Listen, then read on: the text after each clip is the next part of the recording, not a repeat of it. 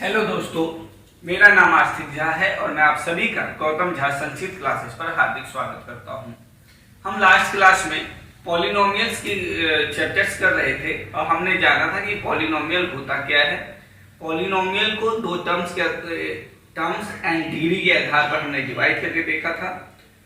Types of polynomial में आया था कि टाइप्स ऑफ पॉलिनोमियल कैसे होते हैं, as a terms and as a degree, और हमने एक्सरसाइज से रिलेटेड कुछ क्वेश्चंस किए थे। और उसी से आगे हम पॉलिनोमियल में कुछ इंपोर्टेंट क्वेश्चंस हैं वो करेंगे। जैसे एक क्वेश्चन है मेरे पास 4u² plus 8u equal to g। ये मेरे पास क्वेश्चन। अब ऐसे क्वेश्चन में मुझे निकालना है फाइंड ए रिलेशनशिप बिटवीन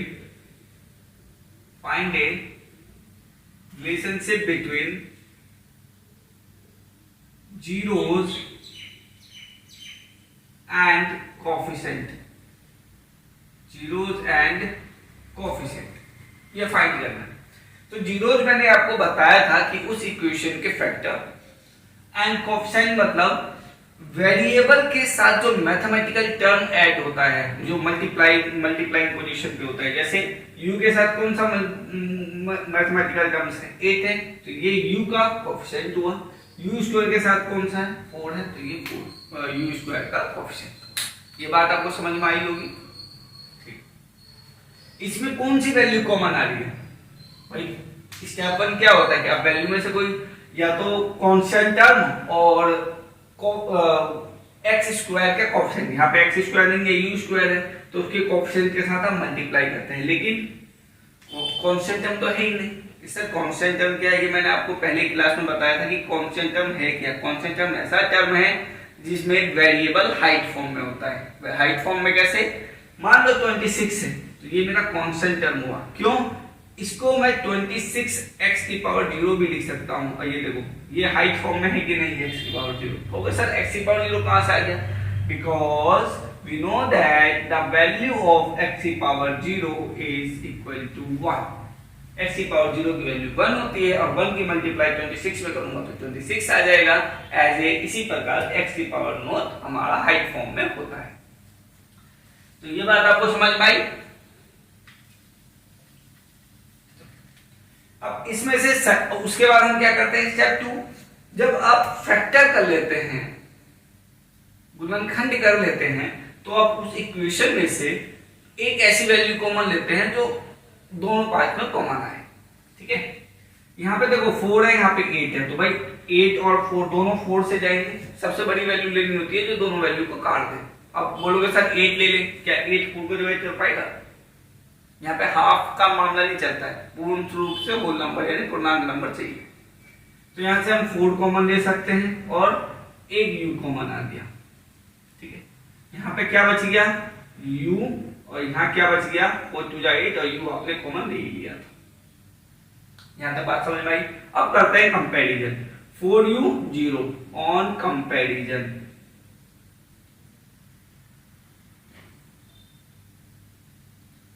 4u की वैल्यू 0, तो u की वैल्यू क्या हो गई 0/4, तो u की वैल्यू मुझे क्या मिल गई, पहली 0। दूसरा क्या है मेरे पास, u + 2 = 0। प्लस का 2 जब उधर जाएगा तो माइनस का 2 हो जाएगा, तो वैल्यू हो गई u की वैल्यू -2। क्या देख रहे हो, एक इक्वेशन के, ये पहले बताओ इस इक्वेशन में कितने टर्म है भाई? दिख तो 2 रहे, लेकिन आपको बताओ यहाँ 3 टर्म भी हो सकता है। यदि मैं प्लस करके 0 कर दूं तो 0 भी तो कांस्टेंट टर्म है। कांस्टेंट टर्म क्या एक टर्म एज ए टर्म नहीं कंसीडर करते पॉलिनोमियल में? करते हैं कि नहीं करते? यहाँ पे 3 टर्म। पावर देख लिया करो, u² है ना, तो जब आपकी क्वाड्रेटिक इक्वेशन के जो टर्म देखते हो वो मोर देन 3 निकलता है। 3 टर्म हो जाएंगे यहाँ पे। चलो यहाँ पे बैक आकर, एक को मान लो आप अल्फा और दूसरे को मान लो आप बीटा। एक को मान लो आप अल्फा, दूसरे को मान लो बीटा। ठीक है, तो अल्फा इक्वल में 0 आ गया आपका और बीटा इक्वल में क्या आ गया, माइनस कर दो। अब स्टेप 2 क्या था कि कंपैरिजन कर दो इक्वेशन 1 को कंपैरिजन बाय, ये स्टेप 2 है, comparison by ax² plus bx plus c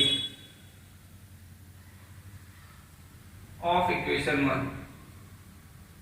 ठीक है, x² तो यहां है नहीं, तो भाई x की जगह कौन सा वेरिएबल ले लो, u ले लो, क्योंकि x नहीं है ना, यहाँ पे वेरिएबल टर्म कौन सा ले रखा है, इन्होंने u वाला ले रखा है, तो u को मान लो। u² से u² गया तो a की वैल्यू मुझे क्या मिल गई 4, b की वैल्यू मुझे क्या मिल गई, u से u गया, क्या मिल गया 8, और c टर्म तो यहाँ पे 0 है। यदि मैं यहाँ 1 लूंगा तो 1 की तो वैल्यू एग्जिस्ट करती है ना, चाहे +1 हो चाहे -1 हो, वैल्यू तो एग्जिस्ट करेगी। फिर हमें 4 बन जा 4 करके 4 के ऐसे फैक्टर करने होंगे जिनका गुणनखंड 8 है, फैक्टर 8 है, लेकिन यहाँ नहीं है, कांस्टेंट टर्म क्या हो जाएगा मेरा 0। यहाँ तक समझ आ गया। अब मैंने आपको दो फॉर्मूला बताए थे, sum of zeros and product of zeros, यानी सम ऑफ जीरोस मतलब क्या, अल्फा प्लस बीटा। इसका फॉर्मूला मैंने आपको क्या बताया था, माइनस का b अपॉन a, और प्रोडक्ट ऑफ जीरोस का मैंने फॉर्मूला आपको बताया था अल्फा इंटू बीटा बराबर c अपॉन a, यानी कांस्टेंट टर्म अपॉन में कोएफिशिएंट ऑफ x²। अल्फा की वैल्यू क्या है मेरे पास 0, बीटा की वैल्यू मेरे पास क्या है माइनस का 2, माइनस बी की वैल्यू क्या है प्लस का 8, तो माइनस तो पहले से ही है तो माइनस प्लस माइनस हो जाएगा, और a की वैल्यू क्या है 4।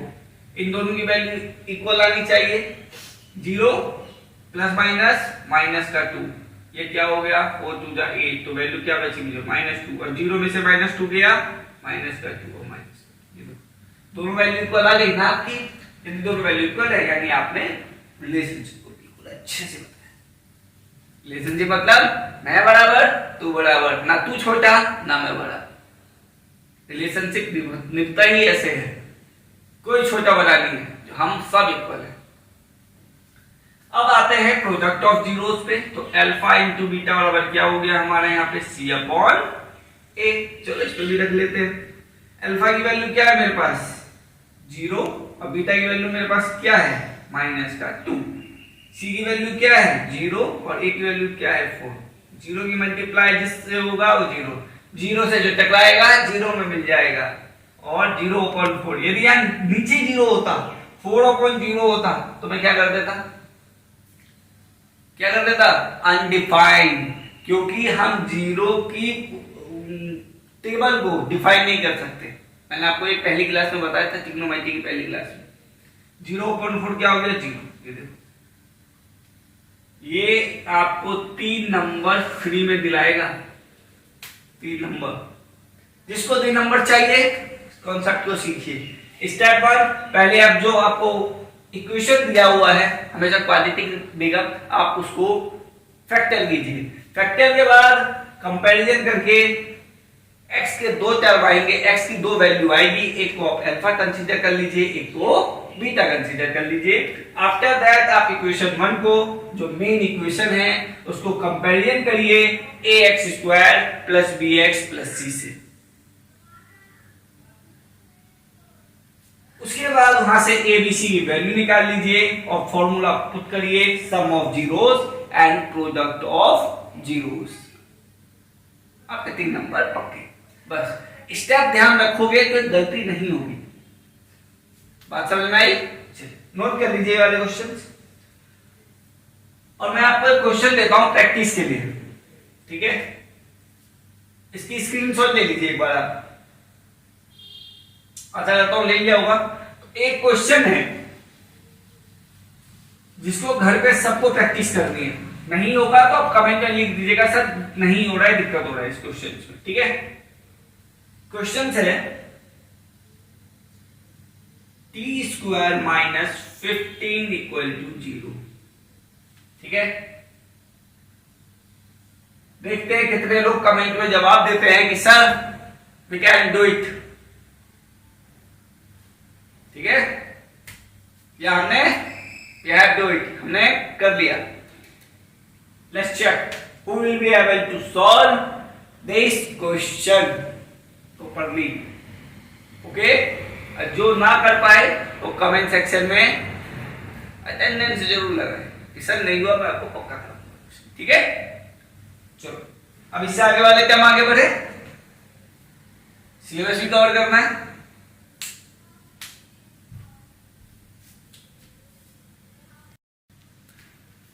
अब एक नए कॉन्सेप्ट पे की ओर आगे मूव करते हैं। यदि आपसे ये पूछे कि क्वाड्रेटिक पॉलिनोमियल इक्वेशन होता क्या है, क्वाड्रेटिक पॉलिनोमियल इक्वेशन का फॉर्मूला होता है x square minus sum of zeros और उसके साथ कौन सा वेरिएबल टर्म मल्टीप्लाई होगा, एक्स टर्म। क्यों, एक्स स्क्वायर पहले आ गया। तो हमेशा जो टर्म होते हैं ना पावर, वो हमेशा डिक्रीजिंग फॉर्म में जाते हैं इक्वेशन में, ठीक है। 2 1 0, 0 मतलब किसकी वेरिएबल, वेरिएबल की पावर 0 किसमें होती है, कांस्टेंट टर्म में। तो x square minus alpha plus beta into x plus alpha into beta equal to 0। ये फॉर्मूला याद कर लीजिए। इस फॉर्मूले को नाम देते हैं क्वाड्रेटिक पॉलिनोमियल इक्वेशन, ठीक है। Alpha plus beta, alpha into beta, घबराइएगा मत। अल्फा प्लस बीटा मतलब sum of zeros, alpha into beta मतलब प्रोडक्ट ऑफ जीरोस। ये दो फंक्शन आपको जरूर देगा या निकालने के लिए इक्वेशन दे देगा, बोलेगा find a quadratic polynomial equation. वो जो आप निकालते हो ना x square plus 8x plus 15, वो क्या है, वो क्वाड्रेटिक पॉलिनोमियल इक्वेशन ही तो है। क्वाड्रेटिक इसलिए कि वेरिएबल की मैक्सिमम पावर 2 है, पॉलिनोमियल इसलिए मोर देन 2, कम से कम 2 टर्म तो होने चाहिए, तो एक से ज्यादा पद है। और इक्वेशन मतलब इक्वेशन में मैथमेटिकल टर्म से ऐड है, प्लस से दो नंबर के बीच वेरिएबल एंड कोएफिशिएंट के बीच मल्टीप्लाई है, तो जो इन सभी रूल को फॉलो करता है वो इक्वेशन कहलाता है। समझ गए। चलो ये वाले क्वेश्चन करते हैं। ये कह रहा है find a quadratic polynomial equation, यानी ये वाली चीज मुझे फाइंड करनी है। यदि आपको दिया हुआ है क्या, सम ऑफ जीरोस यानी alpha plus beta and alpha into beta, ये आपको दिया हुआ है, गिवन दैट, यानी दिया हुआ है, ठीक है। Sum of zeros and product of zero respectively 1/4 and respectively मतलब होता है क्रमशः। रिस्पेक्टिवली मतलब क्या होता है, क्रमशः। इतनी तो इंग्लिश पता होगी आपको, इतने दिनों से मैथ्स कर रहे हैं, तो थोड़ा हिंदी ठीक है, लेकिन इंग्लिश की ओर भी फोकस करिए, क्योंकि आफ्टर 12th आपके इंग्लिश ही काम आएगी। नाम के लिए हिंदी है बस, ठीक है। रिस्पेक्टिवली मतलब क्रमशः, यानी पहली वाली वैल्यू क्या बोला है, सम ऑफ जीरोस, तो ये पहली वाली वैल्यू मेरी क्या हो गई, sum of zeros and product of zero, दूसरी वाली वैल्यू क्या, ये रहा माइनस का 1, तो अल्फा इनटू बीटा बराबर क्या हो गया, -1। ये वैल्यू को उठा के इस इक्वेशन में रख दो, आपके 2 नंबर पक्के। कितने नंबर, 2 नंबर, कुछ नहीं है। Quadratic polynomial equation short form में लिख लो, जगह की कमी है। X square minus alpha plus beta into x plus alpha into beta equal to 0। यदि और इसे डिटेल में लिखना है तो लिख लो x square minus sum of zeros bracket 1 into x plus product of zeros equal to 0। लिखवा दो क्या, लिख लो x square minus sum of zeros into x plus product of zeros equal to 0। ये नोट कर लो, क्योंकि मैं रब करूंगा, क्योंकि जगह अभी यहाँ पे स्पेस का समझ में आया आप सबको। नोट कर देते हैं, वीडियो को पॉज कर देते हैं, ठीक है। चलो एक्स स्क्वायर ऐसी अल्फा प्लस बीटा की वैल्यू क्या दी है मुझे, 1/4 इंटू में एक्स, अल्फा इंटू बीटा की वैल्यू क्या दे दी इन्होंने मुझे, माइनस का 1, और यहाँ पे कौन सा है, साइन, प्लस। साइन का बहुत इंपॉर्टेंट रोल होता है इक्वेशन में, एक साइन अर्थ का अनर्थ निकाल देगा। साइन का ध्यान रखिएगा, ये प्लस है और ये माइनस है, तो प्लस माइनस माइनस का 1 इक्वल में 0। इसके नीचे कुछ नहीं है, नहीं इसके नीचे कुछ नहीं है तो 1 है। यहाँ का आंसर मत छोड़ दीजिएगा, क्योंकि क्वाड्रेटिक पॉलिनोमियल में कोई भी टर्म फ्रैक्शन में नहीं होती है, आपको फ्रैक्शन को से हटाना पड़ेगा। सबका क्या ले लो, एलसीएम क्या आएगा, 4, 1 का 4 तो 4x square minus x minus 4 equal में 0। क्रॉस मल्टीप्लाई कर ले तो 1 की मल्टीप्लाई इसमें करूंगा तो ये पूरा का टर्म एज ए आ जाएगा समान, और 4 की 0 में करूंगा तो कितना आ जाएगा 0। तो आंसर मेरा क्या हो गया 4x square minus x minus 4 equal में 0। याद रखिएगा जो घातांक पद है ऊपर वाला एक्सपोनेंट ये ऑलवेज डिक्रीजिंग फॉर्म में, यहाँ पे -4 और -x मत लिख दीजिएगा, गलत नहीं है वो मामला, लेकिन एक होता है सिस्टमेटिक वे में लिखना, तो वो सिस्टमेटिक वे कहलाए। ठीक है, यदि आपने टर्म को ऐसे इधर आगे पीछे कर दिया ना तो एक अच्छा टीचर होगा वो नंबर गाड़ देगा। क्यों? मैथमेटिकल टर्म में हमें एक सिस्टमेटिक वे से आगे बढ़ना पड़ता है। ठीक है, चलिए नोट कर लीजिए, समझ में आया ना सबके? ये क्वाड्रेटिक पॉलिनोमियल इक्वेशन का फॉर्मूला होता है।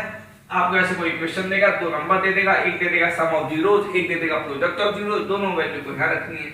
यदि कोई भी वैल्यू फ्रैक्शन में है तो एलसीएम ले लो।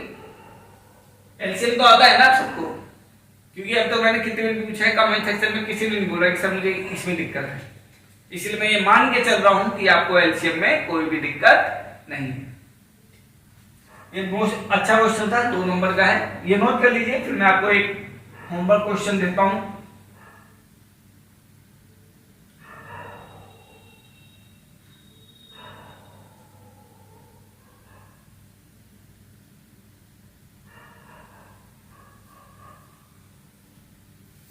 हो गया? चलो मैं यहां पे नंबर चेंज कर रहा हूं बस। ठीक है, यहां पे मैंने दे दिया 4 और यहां दे दिया मैंने 1, यानी सम ऑफ जीरोस क्या मिल गया आपको 4 और प्रोडक्ट ऑफ जीरोस आपको क्या मिल गया 1। क्या निकालना है मुझे? Quadratic polynomial equation.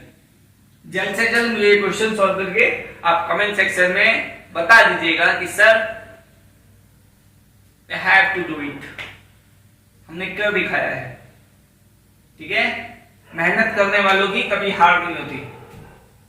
मैं भी मेहनत दिन प्रतिदिन मेहनत कर रहा हूं, मुझे आशा है कि एक दिन मैं उस ऊंचाई पे जाऊंगा जरूर, और मैं आप सभी के लिए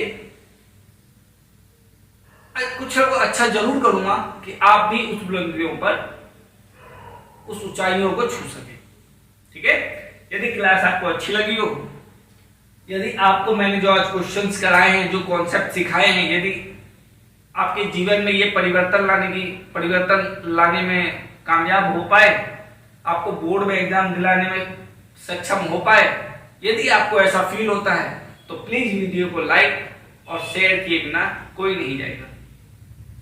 ठीक है, और यदि किसी को दिक्कत है तो मैं पहले भी क्लासेस में कह चुका हूं कि यदि किसी को दिक्कत है तो कमेंट सेक्शन में मैसेज कर सकता है, मैं आपके सभी डाउट को क्लियर करूंगा। ठीक है, हमारे पास उतना बड़ा सिस्टम तो नहीं है, लेकिन जितना है मैं उतने में कोशिश कर रहा हूं। ठीक है, लाइक और शेयर किए बिना कोई जाएगा नहीं। ठीक है, यदि आपको कंटेंट अच्छा लग रहा है तो मैंने कोई फालतू का काम तो नहीं किया। यदि आपको ये लगता है कि मैंने टाइम पास नहीं कराया है, मैंने कुछ अच्छे क्वेश्चंस कराए हैं, तो लाइक जरूर करना। ठीक है,